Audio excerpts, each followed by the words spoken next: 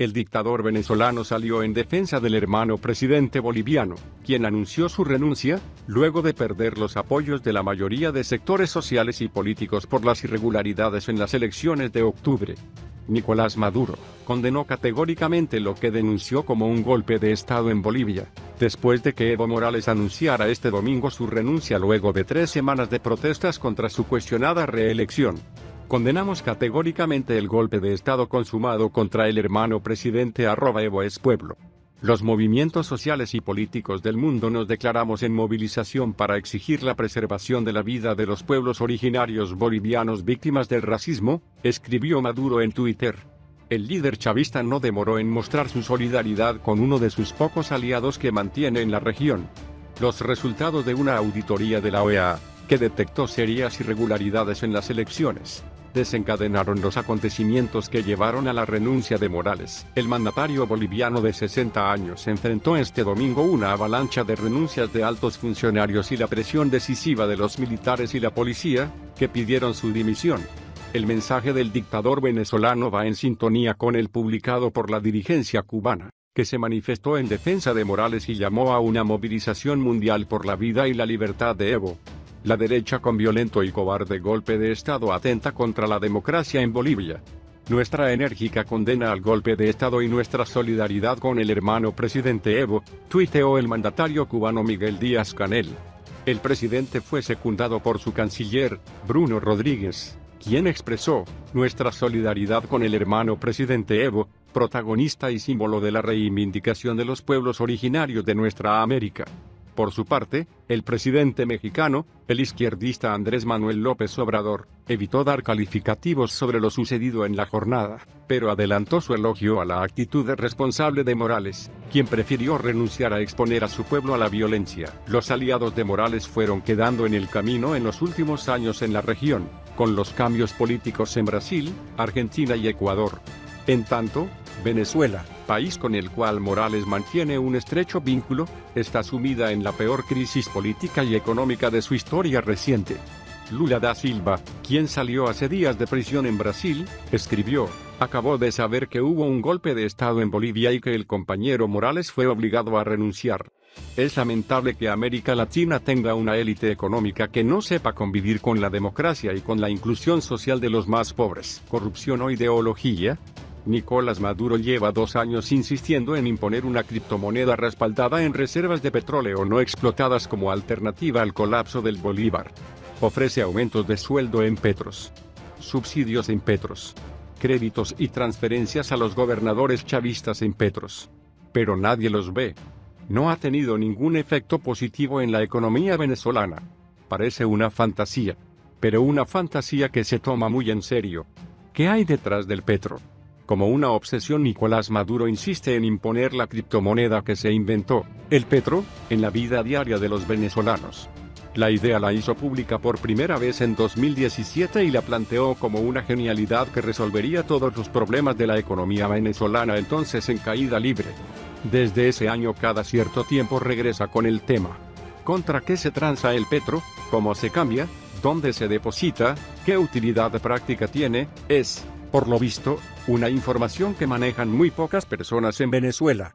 Desde su creación hay un gran misterio al respecto. Maduro y algunos de sus funcionarios lo presentaron como una nueva criptomoneda respaldada en reservas de petróleo no explotadas del país.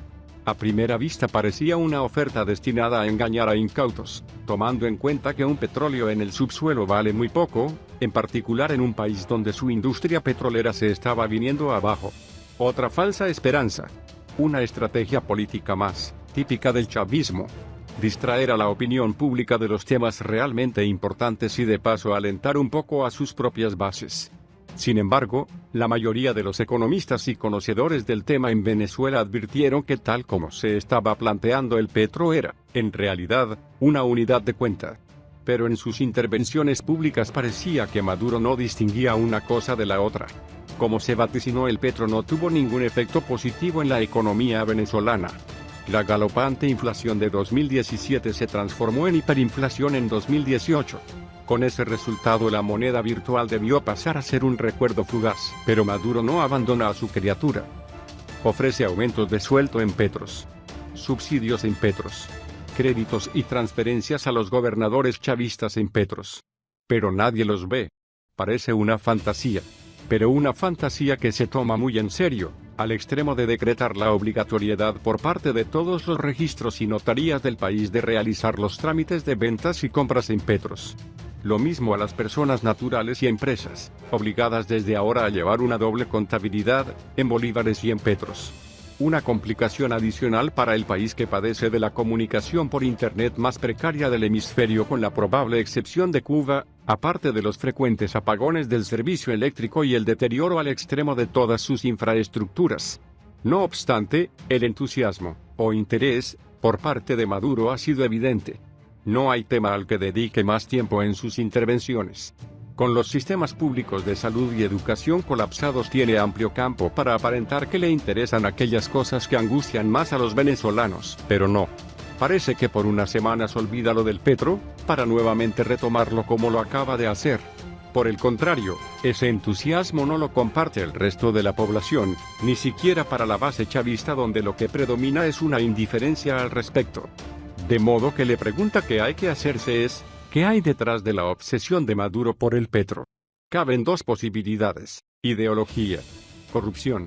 La primera es una obsesión de tipo ideológica. Maduro realmente cree que esa es una idea genial. Cree que la entiende. Se siente orgulloso de la misma y con poder para imponerla. No sería extraño que fuera así. Después de todo, perder el contacto con la realidad es un mal que afecta a los que tienen tiempo ejerciendo el poder sin límites. Y como ya sabemos, el poder corrompe y el poder absoluto corrompe absolutamente.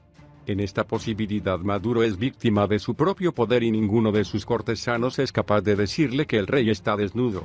Ni siquiera el hecho de que el petro no puede ser transado en el mercado internacional le abriría los ojos. Eso pese que cuando anunció la creación de la moneda virtual en diciembre de 2017, aseguró que estaría respaldada por petróleo y oro. Posteriormente firmó un decreto asignando el campo número 1 del bloque Ayacucho de la faja petrolífera del Orinoco como base material de la misma. Luego de casi 2 años, que se sepa, no les ha pagado a sus aliados rusos o chinos con la moneda virtual. La segunda posibilidad es que detrás de la insistencia con el petro lo que hay es una gran estafa. Esto tampoco sería de extrañar. También es típico del chavismo. Después de todo, los miembros del régimen actúan como una élite extractiva que no desperdicia oportunidad alguna de esquilmar a los venezolanos. Ha ocurrido con la distribución de alimentos por medio de la red CLAP, tal como lo han denunciado y demostrado, con pruebas en la mano, varios periodistas venezolanos. Ni ante el hambre de la población se ha detenido la corrupción de recursos públicos bajo Maduro. Bajo el mandato del expresidente Hugo Chávez se estatizaron 2 grandes cadenas de supermercados privados que bautizó como Abastos Bicentenario. Luego, en manos del Estado, rápidamente quebró por la corrupción de sus gerentes, según denuncias del propio chavismo. Maduro la clausuró, pero luego transfirió sus locales a un empresario amigo del régimen bajo la denominación de tiendas CLAP. Es decir, una apropiación de capital privado y público por parte de miembros de la élite gobernante. Pues comienza a surgir la sospecha que con el petro se pretenda o ya se esté aplicando la misma lógica: obligar a la población a cambiar sus dólares por la moneda virtual de Maduro. Como no se ha podido hacer por las buenas, se hará bajo coacción. El régimen necesita dólares. Además, se supone que el petro debe ser uno de esos oscuros y misteriosos mecanismos mediante los cuales Maduro y su grupo evaden las sanciones impuestas por Estados Unidos. Los mandatarios del continente reaccionan a la salida de la cárcel del expresidente brasileño. Lula está libre. La noticia se ha extendido este viernes por Latinoamérica, una región cimbrada en las últimas semanas por protestas sociales y políticas. Tras la crisis postelectoral en Bolivia, un nuevo viraje político en Argentina, los latigazos de la violencia en México, y las protestas sociales en Chile y Ecuador, la liberación del expresidente brasileño se produce en un escenario regional complejo y dividido. La primera reacción del mandatario fue publicar un vídeo desde el interior de la cárcel haciendo ejercicio para festejar el fin a 19 meses de encarcelamiento, pero las respuestas se multiplicaron dentro y fuera de redes sociales. El peronismo celebra la liberación. Buenos Aires será este sábado centro de celebraciones políticas. La liberación de Lula en Brasil coincidirá con la segunda reunión del Grupo de Puebla, que reúne a expresidentes como Rafael Correa, Ernesto Samper y José Luis Rodríguez Zapatero, y otros dirigentes progresistas de la región. La estrella del evento debía ser Alberto Fernández, el peronista que desde el 10 de diciembre será el único integrante con el máximo cargo ejecutivo, pero la liberación de Lula da Silva este viernes en Brasil acaparará la atención durante los días previstos de discusiones. La idea de los organizadores es que Lula mantenga un contacto por videoconferencia con el presidente electo de Argentina durante el discurso de apertura, previsto para la primera hora de la mañana. Conmueve la fortaleza de Lula para afrontar esta persecución. Solo esa definición le cabe al proceso judicial arbitrario al que fue sometido. Su entereza demuestra no solo el compromiso, sino la inmensidad de ese hombre, ha escrito Fernández en su cuenta en Twitter. El ganador de las elecciones argentinas nunca ocultó su preferencia por Lula. Lo visitó en la cárcel de Curitiba durante su campaña electoral y pidió por su libertad, un gesto que le valió el desprecio público del presidente de Brasil, Jair Bolsonaro. El exmilitar dijo, tras el triunfo de Fernández, que los argentinos habían elegido mal, advirtió que estaba dispuesto a romper el Mercosur y confirmó que no pensaba asistir a la jura de su par argentino.